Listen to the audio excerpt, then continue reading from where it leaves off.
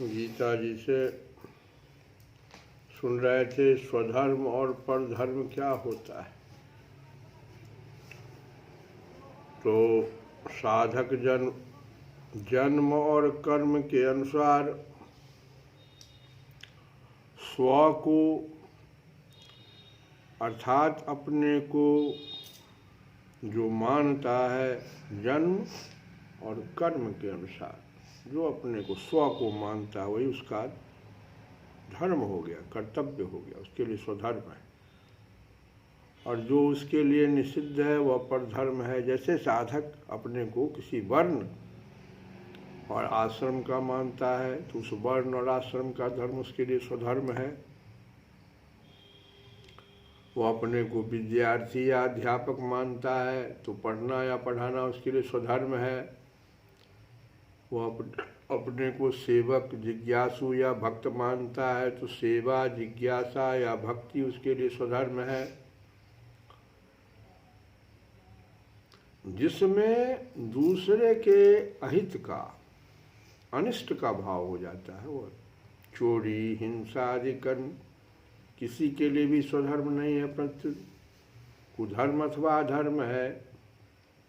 प्रत्येक धर्म में कुधर्म, अधर्म और परधर्म ये तीनों होते हैं। दूसरे के अनिष्ट का भाव, कूटनीति, ये सब जो है धर्म में कुधर्म है। यज्ञ में पशु बलि देना ये धर्म में अधर्म है। और जो अपने लिए निषिद्ध है ऐसा दूसरे वर्ण, आश्रम आदि का धर्म में परधर्म है। और कुधर्म, अधर्म और परधर्म तीनों से कल्याण नहीं होता। कल्याण तो उस धर्म से होता है जिसमें अपने स्वार्थ तथा अभिमान का त्याग एवं दूसरे का वर्तमान में और भविष्य में हित होता है।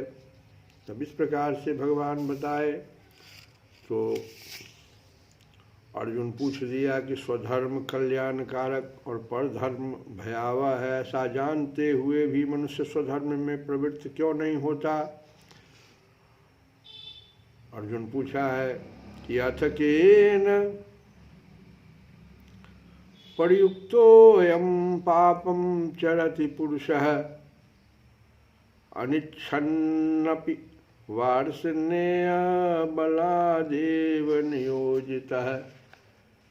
हे वार्ष्णेय, फिर यह मनुष्य न चाहता हुआ भी जबरदस्ती लगाए हुए की तरह किससे प्रेरित होकर पाप का आचरण करता है। तो भगवान कहते काम एष क्रोध एष रजोगुण समुद्भवः महासनो महापाप्मा विद्धेनमिह वैरिणम् विद्धेनम् इह वैरिणम्। रजोगुण से उत्पन्न यह काम, ये कामना है, यही पाप का कारण है। यह काम ही रजोगुण से जो उत्पन्न है क्रोध में परिणत होता है। यह बहुत खाने वाला और महापापी है। बहुत खाने वाला मतलब ये कभी अघाता नहीं है, जितना दीजिए और मांगेगा। रजोगुण से जो काम उत्पन्न होता है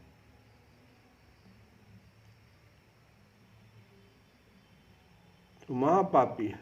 इस विषय में अर्जुन को कहते हैं तू इसको ही बैरी जान।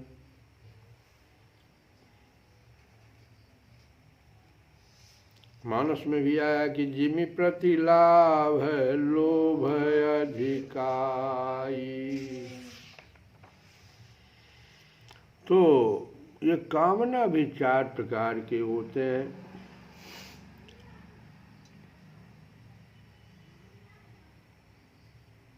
शरीर निर्वाह मात्र की आवश्यक कामना को पूरा कर दे, ऐसा शास्त्र कहता है कि शरीर निर्वाह मात्र की जो आवश्यक कामना है उसको पूरा कर देनी चाहिए। ऐसी कामना को हम कैसे पहचानेंगे, तो चार बातों का इसमें होना आवश्यक है जो शरीर निर्वाह के लिए आवश्यक है। जो कामना वर्तमान में उत्पन्न हुई हो, जैसे भूख लगने पर भोजन की कामना, इसको पूरा कर दे। दूसरा, जिसकी पूर्ति की साधन सामग्री वर्तमान में उपलब्ध हो, जिसकी पूर्ति किए बिना जीवित रहना संभव न हो और जिसकी पूर्ति से अपना तथा दूसरों का किसी का भी अहित न होता हो। ऐसे 4 कामनाओं का, ऐसे 4 बातों का, ये शरीर निर्वाह मात्र की आवश्यक कामना कहलाती है, इसको पूरा कर दे। और जो कामना व्यक्तिगत एवं न्याय युक्त हो और जिसको पूरा करना हमारी सामर्थ्य से बाहर हो, उसका भगवान के अर्पण करके मिटा दें।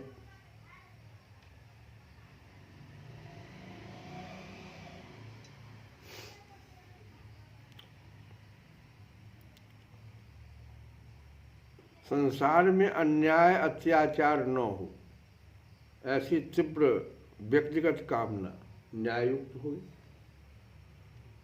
और अपनी सामर्थ्य से बाहर है, तो ऐसी कामना को भगवान के अर्पण करके निश्चिंत हो जाए। ऐसी भगवत अर्पित कामना भविष्य में भगवान चाहे तो पूरी हो जाती है। और दूसरों की वह कामना पूरी कर दे जो न्याययुक्त और हितकारी हो तथा जिसको पूरी करने की सामर्थ्य हमारे में हो। इस प्रकार दूसरों की कामना पूरी करने पर हमारे में कामना त्याग की सामर्थ्य आती है। और चौथा, उपर्युक्त तीनों प्रकार की कामनाओं के अतिरिक्त दूसरी सब कामनाओं को विचार के द्वारा मिटा दे, तो कामनाओं के 4 भेद बताए गए।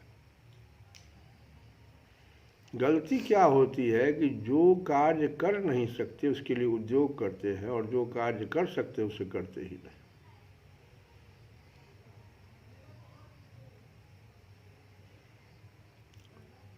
अब महासनो महापापमा, अब कोई बैरी ऐसा होता है जो भेंट पूजा अथवा अन्य विनय से शांत हो जाता है, पर यह जो काम है ऐसा बैरी है जो किसी से भी शांत नहीं होता, इस काम की कभी तृप्ति नहीं होती। बूझे न काम अग्नि तुलसी कहूँ, विषय भोग बहु घी ते। विनय पत्रिका में भगवान कहते हैं, विनय पत्रिका में तुलसी बाबा कहते हैं, बूझे न काम अग्नि तुलसी कहूँ, विषय भोग बहु घी ते। जैसे धन मिलने पर धन की कामना बढ़ती ही चली जाती है, ऐसे ही ज्यों ज्यों भोग मिलते हैं त्यों ही त्यों कामना बढ़ती ही चली जाती है। इसीलिए कामना को महाशनः कहा गया है। और कामना ही संपूर्ण पापों का कारण है। चोरी डकैती हिंसा आदि समस्त पाप कामना से ही होते हैं, इसलिए कामना को महापाप माँ कहा गया है।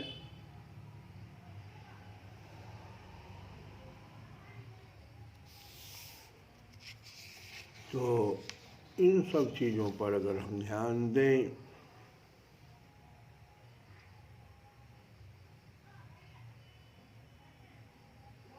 सबसे सरल उपाय कहते हैं भगवान काम को नष्ट करने का कि दूसरों की सेवा करना, उन्हें सुख पहुंचाना।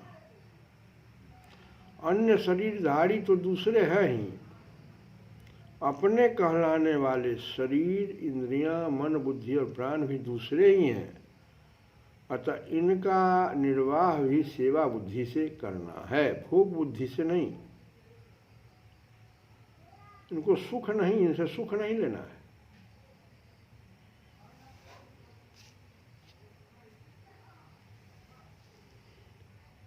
कर्म योग में स्थूल शरीर से होने वाली क्रिया, सूक्ष्म शरीर से होने वाला चिंतन और कारण शरीर से होने वाली स्थिरता तीनों ही अपने लिए नहीं है, तो संसार के लिए ही है। यह भाव रखना है।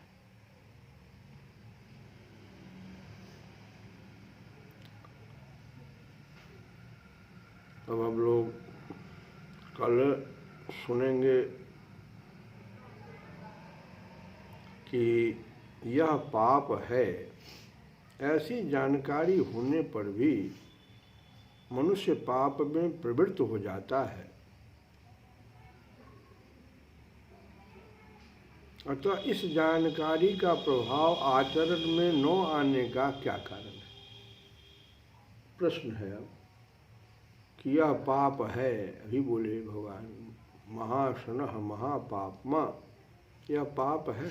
ऐसी जानकारी होने पर भी मनुष्य पाप में प्रवृत्त हो जाता है, तो इस जानकारी का प्रभाव आचरण में न आने का क्या कारण है? भगवान इसको कल 2 श्लोकों से बताएंगे। हम लोग कल इसको सुनेंगे। आज फिर एक विनय पत्रिका से ही जीव जबते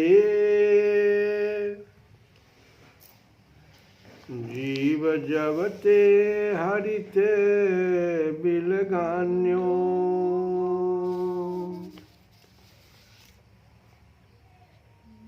तब ते देह गेह निज जान्यो, तब ते देह गेह निज जान्यो। जीव जबते हरिते बिलगान्यो, तब ते देह गेह निज जान्यो। मायावश स्वरूप विसरायो, ते भ्रम ते दारुण दुख पायो। माया बस स्वरूप विसरायो, ते भ्रम ते दारुण दुख पायो। पायो जो दारुण दुसह दुख सुख लेस सपन हो नहीं मिलो। भव सुख शोक अनेक जय पंथ तो हठ हठ चलो। बहु जोनि जन्म जरा विपति मति मंदर जानो नहीं। श्री राम बिनु बेसाम मूढ़ विचारु लख पायो कहीं। क्या तुलसी बाबा कहना चाह रहे हैं कि हे जीव, जब से तू भगवान से अलग हुआ तभी से तूने शरीर को अपना घर मान लिया। माया के वश होकर तूने अपने सच्चिदानंद स्वरूप को बुला दिया और इसी भ्रम के कारण तुझे दारुण दुख भोगने पड़े। तुझे बड़े ही कठिन जन्म मरण रूपी असानीय दुख मिले। सुख का तो स्वप्न में भी लेश नहीं रहा। इस मार्ग में अनेक संसारिक कष्ट और शोक भरे पड़े हैं। तू उसी पर हठपूर्वक बार बार चतला रहा, अनेक योनियों में भटका, बूढ़ा हुआ, विपत्तियां सही मर गया। पर अरे मूर्ख, तूने इतने पर भी श्री हरि को नहीं पहचाना। अरे मूढ़, विचार कर देख, श्री राम जी को छोड़कर किसी ने क्या कहीं शांति प्राप्त की है। श्री कृष्ण गोविंद